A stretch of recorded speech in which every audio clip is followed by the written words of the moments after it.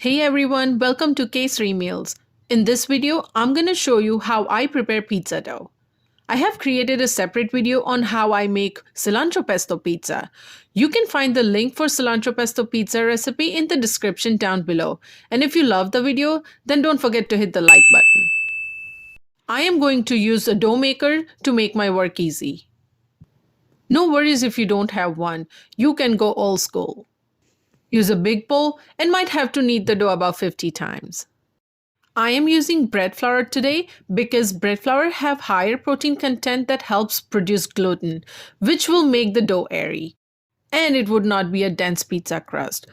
Let me take 4 cups of bread flour. I would highly recommend not to scoop out the flour from the container directly when measuring because that will pack the flour into the cup with no fluff in it, and you may end up with more flour than the exact measurement. You can use the spoon, swirl the flour into the container, and then gently pour into the measuring cup. Into the bowl goes about 2.5 teaspoons of salt, about 3.5 teaspoons of sugar. I know you might be wondering why so much.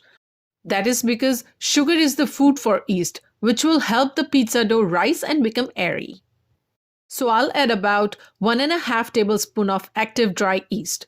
Now, if you're using individual packets of active dry yeast, it will be about 1.5 packets.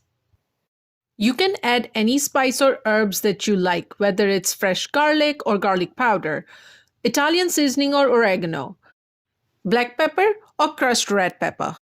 You can make the pizza dough the way you like. I'll add some garlic powder, some crushed red pepper, paprika just for a slight color, parsley, some Italian seasoning, and some carom seeds, which is totally optional. Let's get the dry ingredients mix. Then I'll add about half cup of lukewarm milk.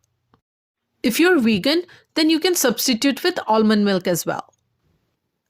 Oh, and I forgot to add olive oil to the milk. So let me just add directly into the bowl. As you can see that the milk and oil got well combined with the dry ingredients. Now I'll add 1 cup of lukewarm water slowly as it mixes. After a few seconds, I'm going to increase the speed of the dough maker from level 2 to level 4. I'll let it mix for 3 minutes or until the dough stops sticking to the bowl from the sides just like this.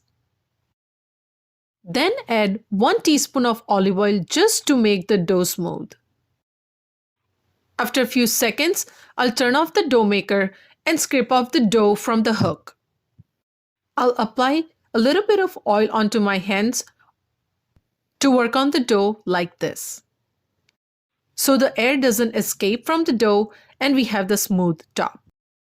I'm going to use the same bowl, so I will scrape out as much as I can from the bowl, and then I'll add about 1 to 2 teaspoons of olive oil to apply in the bowl just so when the dough rises, it will not stick again.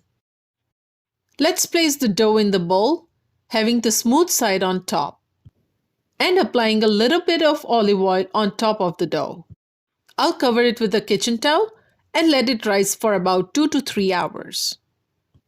Alright, it's time. Let's take a look. The dough raised almost to the edge of the bowl. You want to take out the dough very gently from the bowl. I have a big plate here that I'll sprinkle it with some dry flour. I am using bread flour again, but all-purpose flour would work as well. Place the dough on the plate.